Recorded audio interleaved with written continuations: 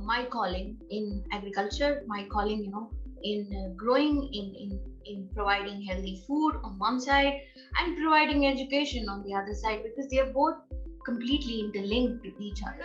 I believe that our thoughts have incredible power, who defy the conventional behavior and who really make the change that we call in the world and who revolutionize things in my university. And while we were just taking first steps, we had a lockdown, a massive lockdown, where more than 250 million children in India itself were at home. See, we women are generally the nurturing kind. We are much stronger. I wouldn't like to.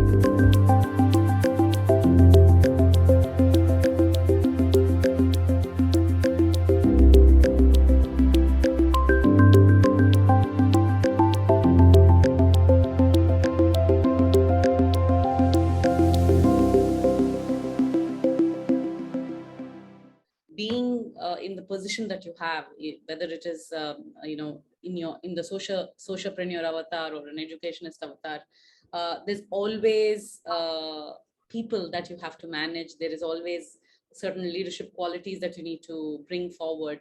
So what do you think is your biggest learning as a leader? I think leadership is hard and entrepreneurship is super tough. I will begin with that. And good leadership cannot be defined by a fixed set of rules or the 10 cheat methodologies, or defined even by the people that you're leading. They are definitely my biggest assets. They are from whom I learn my most.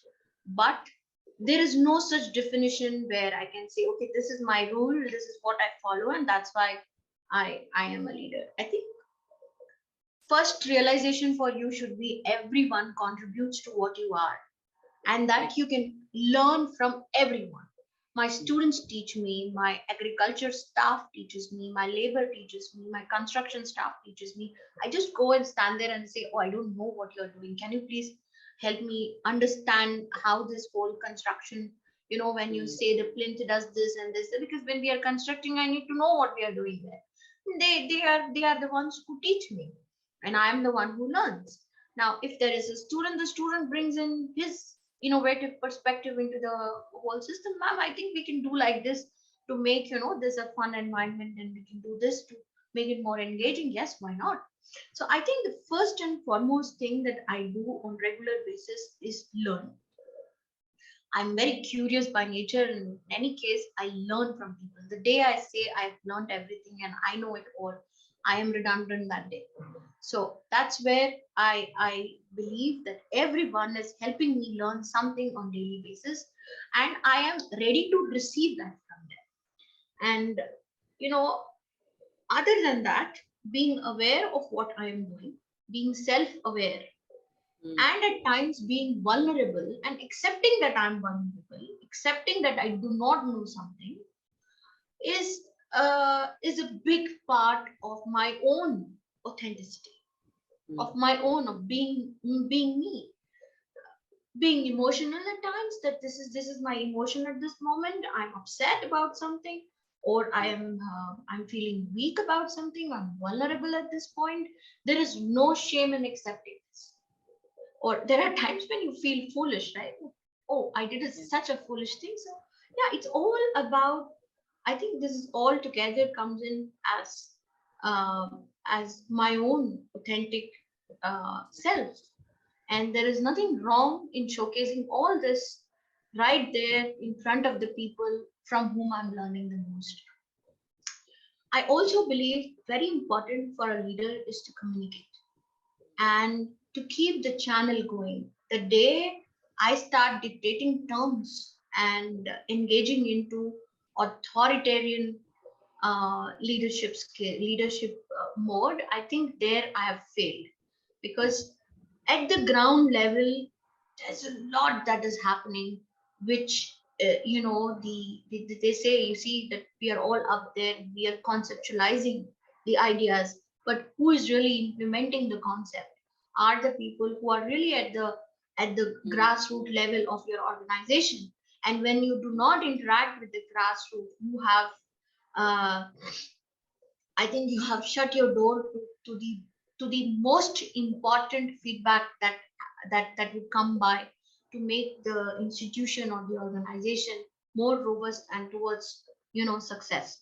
So I think this is extremely important, and being present to the negatives, the positives, encouraging my people, applauding them at times, criticizing them at times, accepting criticism from them, accepting feedback from them, accepting the failures and successes together, and being a part of this journey, feeling them, making them feel a part of this journey is what I think is leadership for me at the moment. And as I said, it is never about focusing on what went wrong, but it is important to highlight where we want to go, what went well, and what we have achieved too. So it's both ways, and yes, these are my overall mantras to stay up there, floating as a leader. So yeah.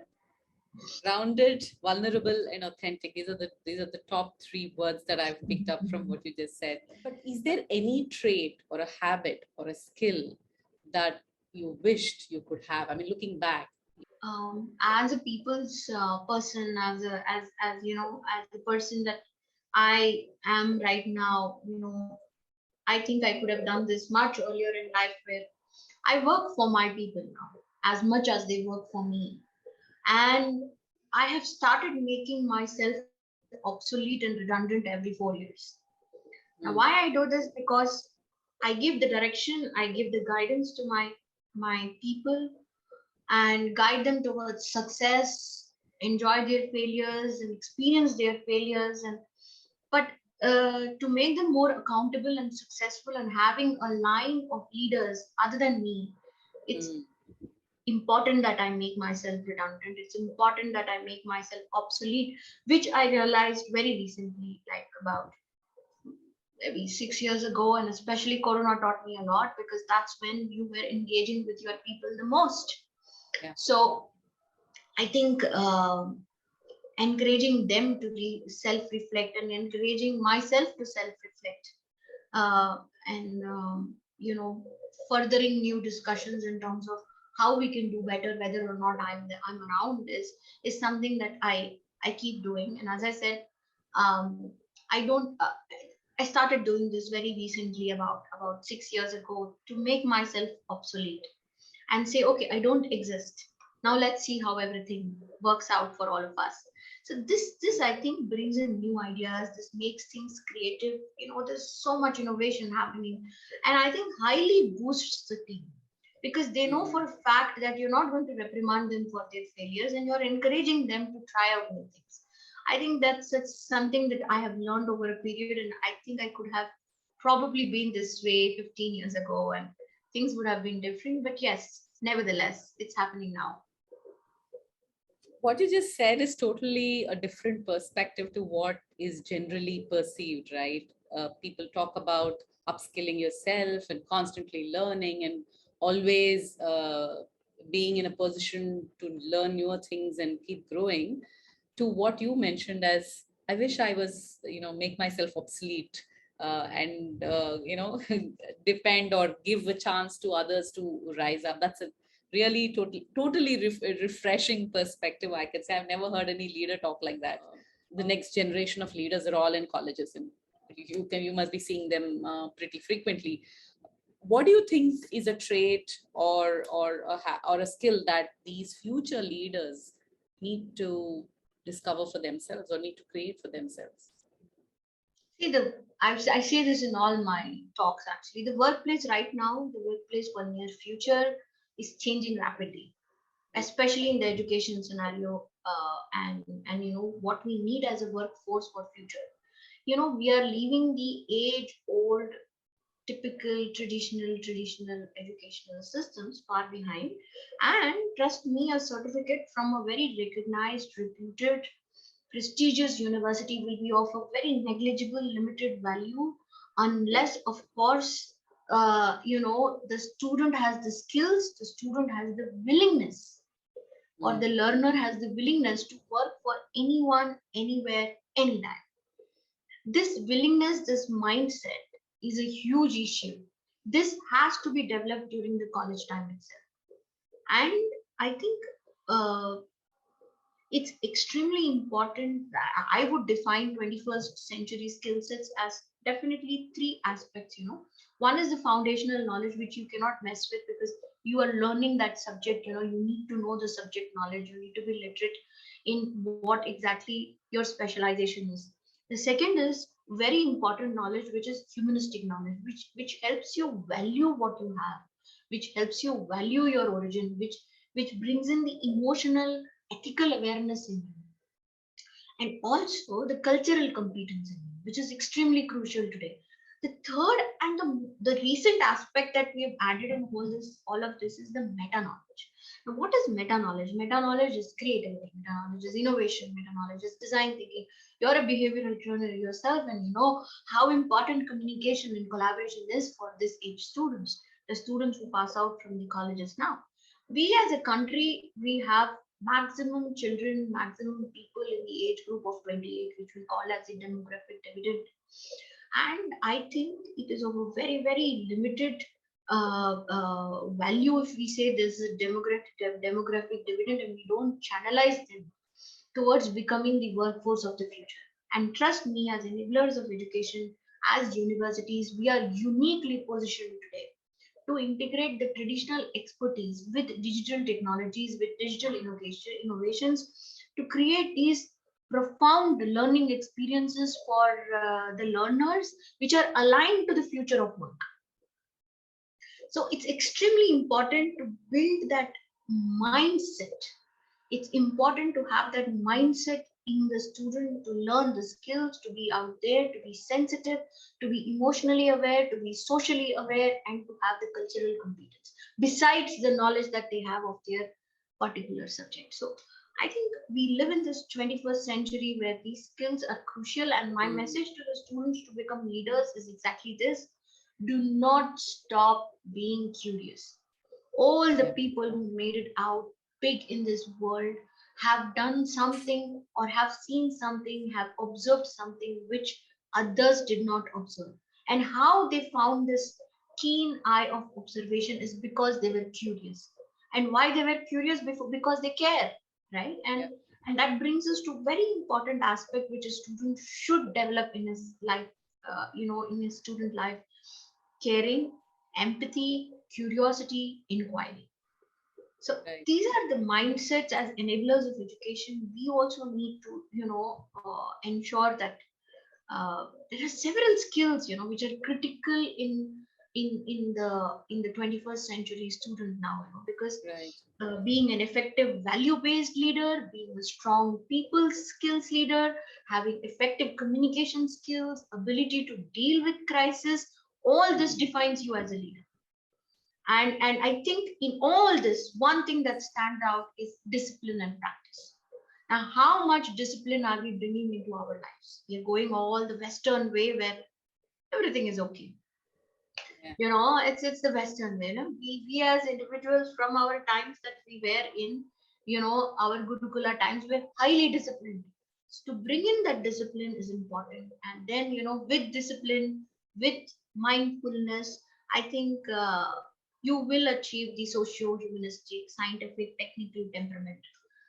This is what I would like to tell the future generation. You also mentioned about traditions and traditional knowledge systems that we had and brought in the discipline. And you are being a member of governing council of Indic Academy. You're also looking. It is also a non-traditional university for traditional knowledge systems. So can you explain what exactly this is and what kind of programs do this university runs? So this is an honorary post. I'm not directly involved with them, but then it's extremely crucial for students today to understand our indigenous knowledge systems.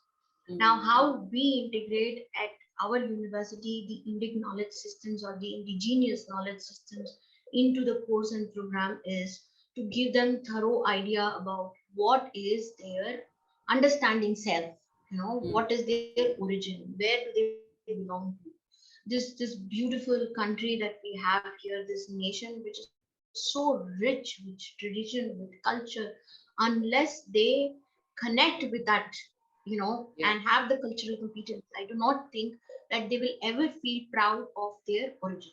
So it's extremely important. There is one association that I'm associated. There is one NGO that I'm associated with, and they do phenomenal work in giving workshops to students on know yourself, know your country, know your culture, and they're called Disha Bharat.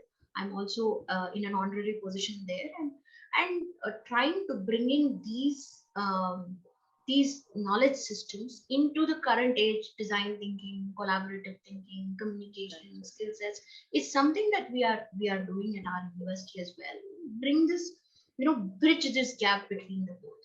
And Indic Academy has been doing a lot in terms of conservation of our ideals, conservation of our yoga, our literature, and there's so much, about music, dance forms, architectural knowledge, everything put together. It is so rich, and a conservation, b ensuring that it reaches to the right audience, it reaches to the student population, it reaches to people. Mm. So I think in this entire lifetime, we cannot engage or understand our culture, our heritage, but we can Yeah. at least try and make a beginning to understand, where we belong to, our civilizational treasures that we hold. So I think it's important. Other than that, when you are mindful, when you're self-aware of what you are, I think you will have a deeper connection with yourself, which will allow you to also authentically connect with your community, with your Mm. friends, with your parents, with the people around you. So I think this mindfulness, this self-awareness of what you are and where you belong to, such a rich heritage, such a rich country with, with so many scholars who have left such huge treasure of knowledge for us. Even if you try and understand a percentage of it, I think you will have a deeper connection within yourself. And when you have a deeper connection with yourself, I think that ultimately helps you connect more authentically to your community, to the people around you, to your family, to your friends, and to the, to anybody, your co-workers at the office as well. So I think forging meaningful connections is what we will be able to do if we connect to ourself, our Connection. country, Mm. our culture, and our heritage. Right. So there was a interesting discussion I was having with another leader in one of our series is uh, how what can we do to really get what you just said, right? The connection to what our culture and tradition is at right at the beginning in schools, and it needs to be imbibed in children from there so that they are growing with that, right? I mean, all of us have certain cultural norms that we follow at our homes, right? Like you remove footwear at one place, or when you get up, you do certain things.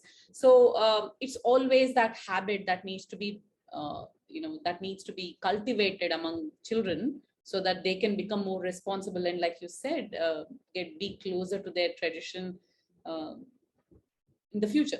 I mean, to a large extent, yes, people are coming out, but we sort of lost that connection somewhere. But I think a lot of us as parents, we are realizing that it's important that our children get connected to our culture and tradition so that they preserve it, because who knows what will happen in the future. Anyway, So so now there's a national education policy which was legislated in yes. 2020. It's one of the most reformative policies that India has ever seen till date, and they have rightly pointed out the failing systems in India for education in the school and primary level.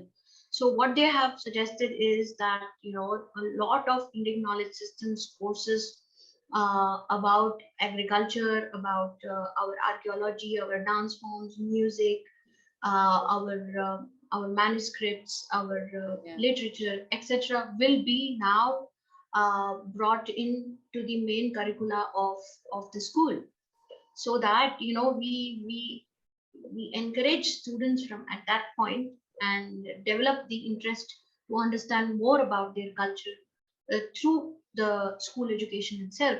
Because what happens is, by the time the student comes to a university or higher education, his mind is so concretized with what he has learned over 12 years that it's extremely difficult for us to magically transform him into something that will, that will have that empathy and the connection with his country, with his culture.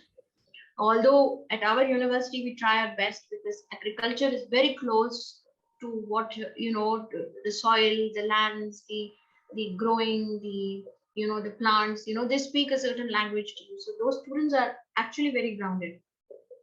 But when you see other times, when they come to the higher education sector, they're already concretized, they don't understand all this, and they just want to do their course and go back to probably the rut of working in a company or something like that, but no contribution from them for the social value of the nation.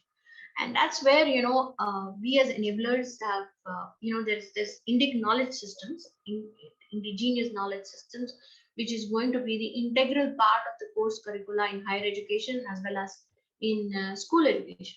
So the students are going to be exposed to all sorts of cultural revolutions that we have in our country. The scholars, like Swami Vivekananda ji, Ramanujacharya ji, everywhere, we will have this included in the mainstream curriculum.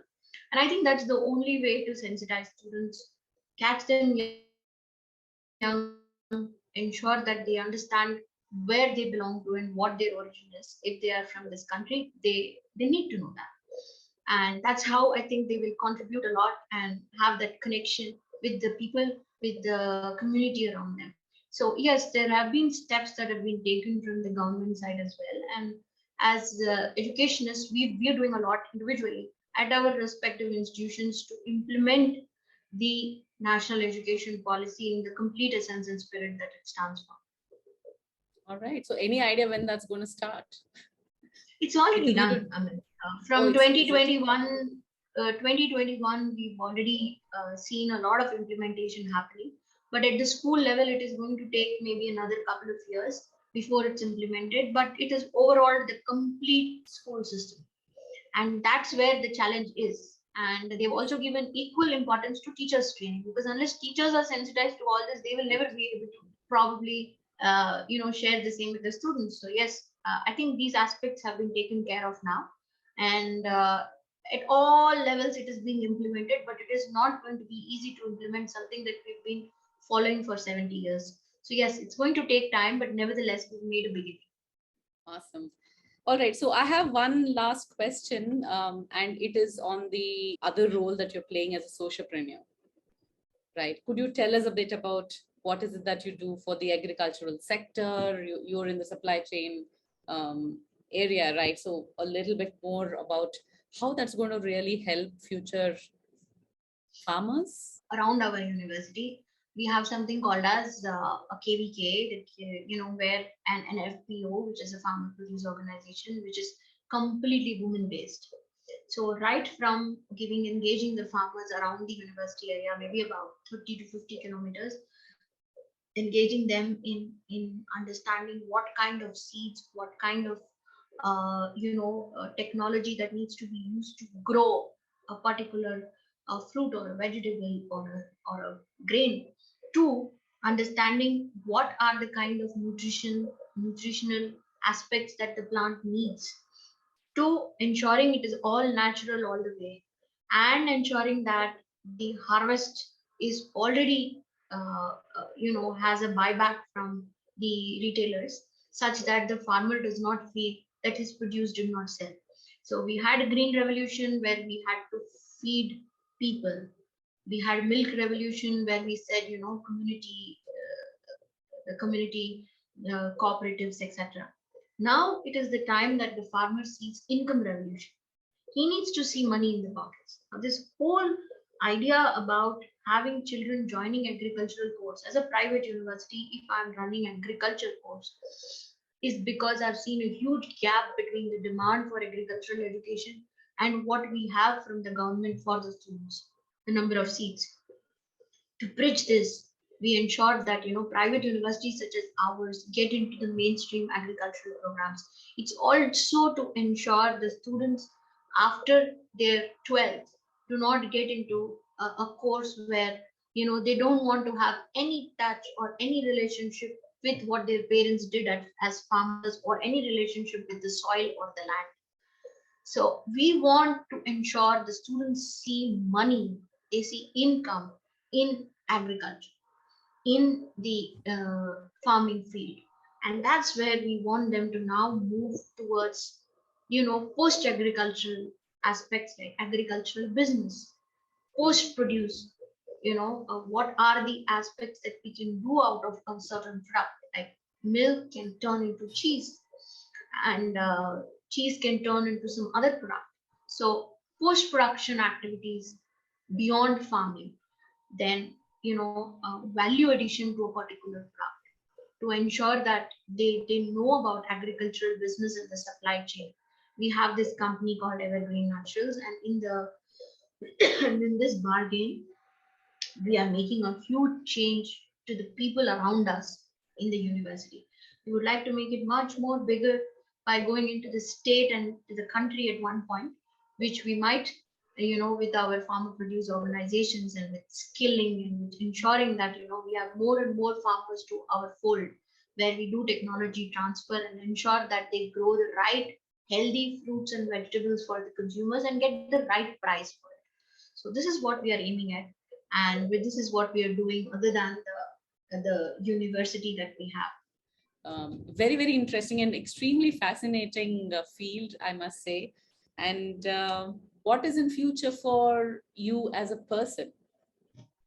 In future for me as a person, yes, I have an aim of having another 5 universities at different places in India, such that we can make a difference to children there, to students there, by enabling seamless education, accessibility, affordability of the right kind of quality education, ensuring that agriculture reaches every household, and agriculture interests even students and children from high-rise apartments.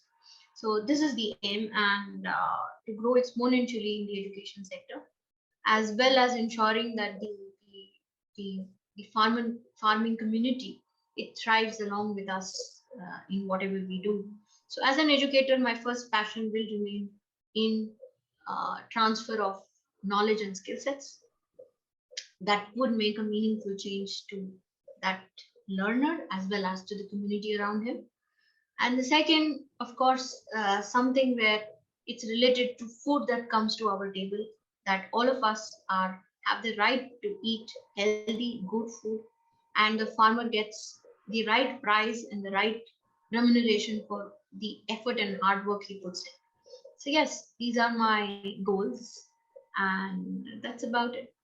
Two very strong pillars of the economy, education and agriculture.